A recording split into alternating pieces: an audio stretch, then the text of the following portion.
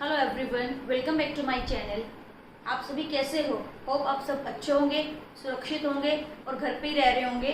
तो जैसे कि मैंने DBMS की ऑलरेडी प्लेलिस्ट स्टार्ट कर रखी है, वहाँ मैं basic type of keys and basic concept of DBMS and closure set कैसे फाइंड आउट करना है कुछ वीडियोस अपलोड कर चुकी हूँ।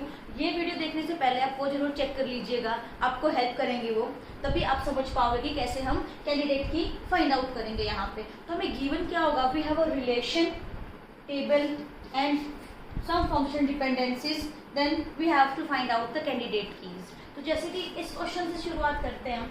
यहाँ हमें क्या गिवन है, एक आर शो हो रहा है रिलेशनल टेबल, उसके अंदर कुछ एट्रीब्यूट्स है A to H और ये हमें फंक्शन डिपेंडेंसीज गिवन है। हमें फाइंड आउट करना है कि इस टेबल की कैंडिडेट की क्या हो सकती है, क्या होगी इनफैक्ट। तो क्लोजर सेट हमें हेल्प करेगा और हम क्लोजर सेट का वही मेथड यूज करेंगे, डायरेक्ट मेथड, कि कैसे हम कैंडिडेट की को फाइंड आउट कर सकते हैं। तो शुरुआत करते हैं। अगर हमारे function dependency alpha tends to beta है, देन जो हमारे जितने भी बीटाज हैं, और यू कैन से दैट कि right hand side of functional dependency को हम काउंट करेंगे कौन से एट्रीब्यूट राइट हैंड साइड है।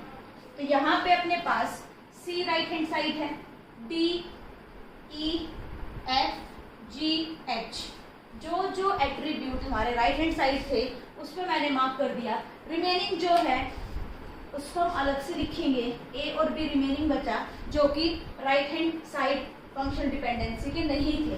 अब हमें करना क्या है, जस्ट उसका क्लोजर निकालना है। अब आप क्या फाइंड आउट करोगे, क्लोजर ऑफ AB। तो सबसे पहले अगर हम डायरेक्ट मेथड से करें, AB को तो इंक्लूड करेंगे ही करेंगे हमने लिख लिया AB।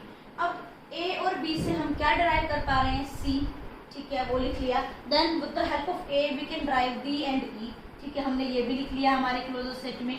After that with the help of B we can derive F, और उसके बाद अब हमारे पास क्लोजर सेट में F है। अगर F है तो F किस को डिराइव कर सकता है, G और H को डिराइव कर सकता है। तो हमने A B का क्लोजर सेट फाइंड आउट कर लिया। अब नेक्स्ट हमें क्या चेक करना है कि क्या A B के क्लोजर सेट में सारे के सारे एट्रीब्यूट इंक्लूड हो रहे हैं। अगर सारे के सारे एट्रीब्यूट्स इंक्लूड होंगे so we can say that A B is our candidate key. तो यहाँ हमें कैंडिडेट की क्या मिली, A B मिली कैंडिडेट। होप आपको ये मेथड क्लियर हो रहा होगा कैसे हम कैंडिडेट की फाइंड आउट करते हैं। Again I am trying this method on second example. So यहाँ देखो हमारे पास एक रिलेशन गिवन है, हमें यहाँ पे A to E attributes given है। सेम वही चीज हमें करनी है, जो कि फंक्शनल डिपेंडेंसी के राइट हैंड साइड है उनको हम अलग से मार्क कर लेंगे, A B and D। Remaining क्या बचा हमारे पास, C और E हमारे पास बचा। तो हमें करना क्या, C और E का क्लोजर सेट फाइंड आउट करना है। सबसे पहले हम C और E को इंक्लूड कर देंगे, ठीक है, हमने लिख लिया। आफ्टर दैट C और E से हमें क्या मिल रहा है, D मिल रहा है, D की हेल्प से हमें B मिल रहा है और C की हेल्प से हमें A मिल रहा है। तो यहाँ पे आप चेक करो, CE हर किसी एट्रीब्यूट को डिराइव कर सकता है। सो CE इज अवर कैंडिडेट की। होप आपको क्लियर हो रहा होगा कैसे करना है। बट प्रॉब्लम कब आती है, तब अगर ये कैंडिडेट की ना बने तो सारे केसेस हम इसमें इंक्लूड करेंगे। नेक्स्ट देखते हैं किस केस के अंदर जाएगा क्वेश्चन। तो यहाँ चेक करो, A D E, A D और E हमारे राइट हैंड साइड आ रहे हैं और B बचा कौन, अकेला C। अब हमें क्या फाइंड आउट करना है, C क्लोजर। इन दो फंक्शन डिपेंडेंसी से C क्या डिराइव कर सकता है, नथिंग।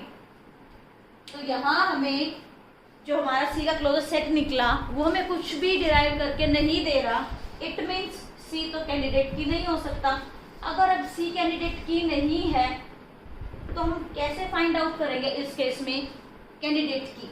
तो आपको ये बात पता होगी कि आपके एक टेबल में एक से ज़्यादा कैंडिडेट की हो सकती है।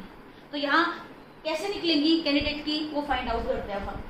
अब जो C है ये क्या करेगा, जितने भी हमारे पास एट्रीब्यूट्स है ना उन सभी के साथ पेयर करेगा, दो दो का पेयर बनाएगा।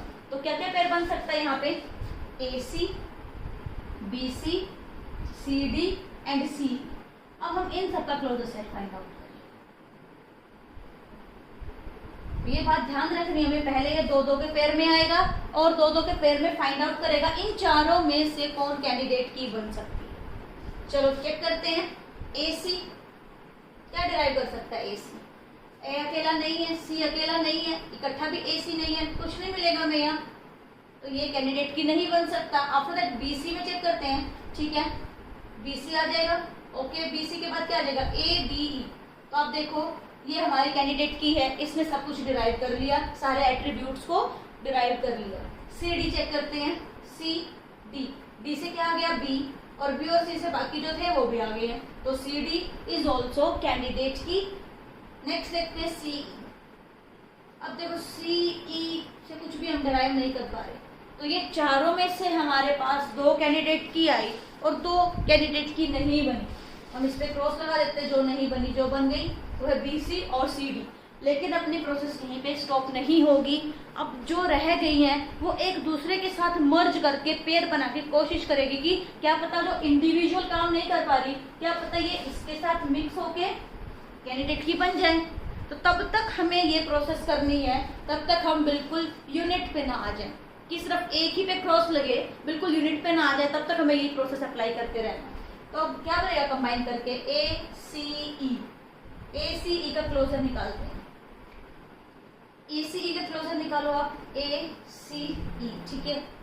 अब आप चेक करो कि क्या ए सी ई से हमें कुछ और एट्रीब्यूट्स मिल पा रहे हैं, नहीं मिल पा रहे, क्योंकि यहाँ डी भी नहीं है हमारे पास जिससे बी मिलता, और यहाँ हमारे पास बी नहीं है, बी से मिलके मैं ये डिराइव करता, तो ये अकेला मर्ज करके एक दूसरे के साथ कंबाइन करके भी ये कैंडिडेट की नहीं बना।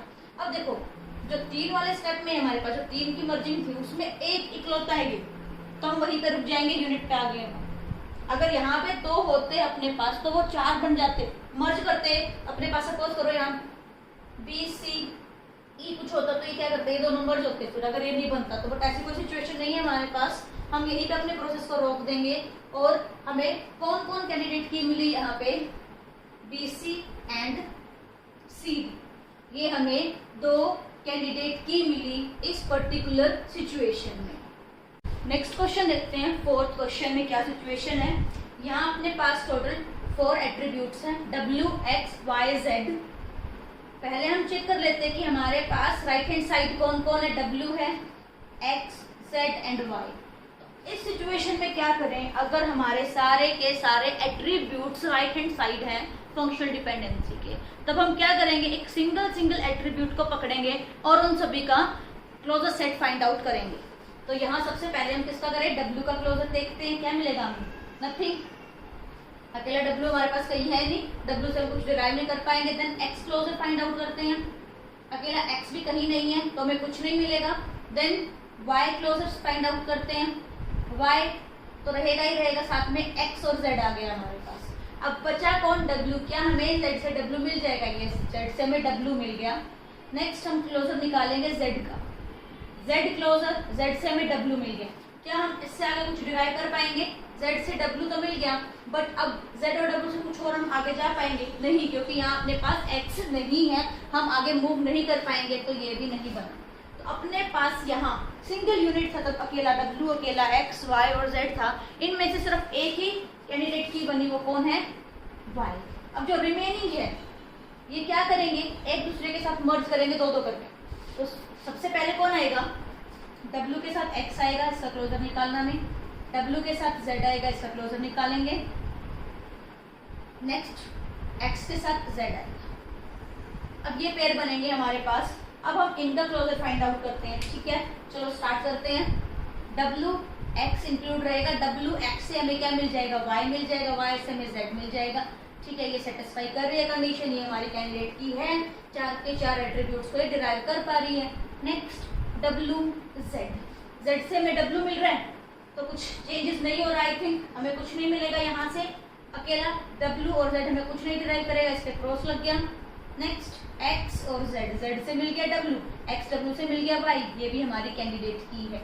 अब देखो अगर हमें 3 के लिए चाहिए कि 3 एट्रीब्यूट एक साथ मर्ज हो, तो हमारे पास 2 लेवल में सिर्फ एक यही बचा है सिंगल, तो ये किसी के साथ मर्ज नहीं हो पाएगा, बिल्कुल हम यूनिट पे खड़े हैं, तो अब हम यहीं पे स्टॉप कर देंगे अपनी प्रोसेस। और यहाँ पे कैंडिडेट की कौन कौन बना, Y, W X and X Z।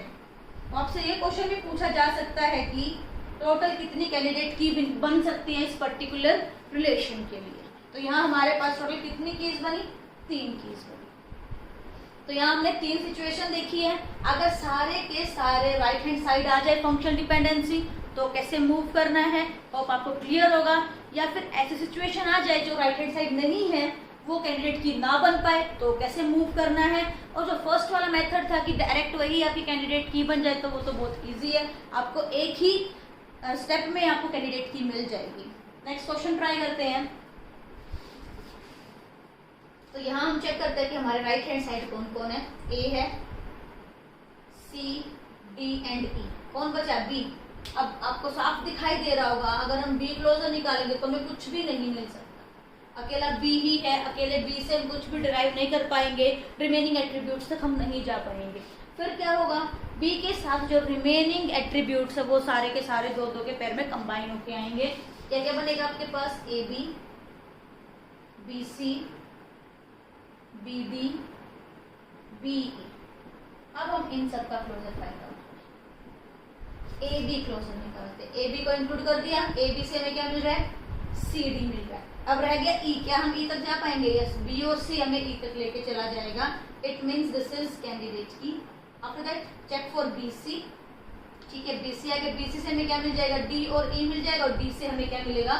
ए मिल जाएगा। So this is also candidate key. After that B D, D से हमें ए मिल गया, ए बी से हमें सी मिल गया, बचा कौन है? ई। तो बी और सी से हमें ई मिल जाएगा। तो ये भी आपकी कैंडिडेट की बन गई। बचा है हमारे पास बी ई। अब बी ई से हम कुछ भी डिराइव नहीं कर पाएंगे, ये कैंडिडेट की नहीं बनी। दो के पेयर में हमारे पास अब कोई और मर्ज करने के लिए इसके पास ऑप्शन नहीं है, तो हम यहीं रुक जाएंगे और हमें यहाँ पे भी 3 कैंडिडेट की मिलेंगी। कौन सी? A B, B C and B D. तो डायरेक्ट हमारे यहाँ से क्वेश्चन भी आ जाते हैं, स्पेशली पीजीटी लेवल पे, कि कैंडिडेट की फाइंड आउट करो for the given particular relational table. और आपके पास नंबर ऑफ कैंडिडेट की का भी क्वेश्चन पूछा जा सकता है आपसे। डायरेक्ट क्वेश्चन भी आते हैं, बट इनडायरेक्टली हमें हेल्प करेगा ये फाइंड आउट करने के लिए कि कौन सी नॉर्मल फॉर्म में है हमारा रिलेशन। तो होप आपको ये क्लियर है। Thank you so much. Next video में हम पढ़ेंगे नॉर्मल फॉर्म्स। तब तक के लिए आप घर रहिए और मेरी वीडियोस को देखते रहिए। मेरे चैनल को लाइक, शेयर एंड सब्सक्राइब जरूर कीजिएगा। Thank you so much.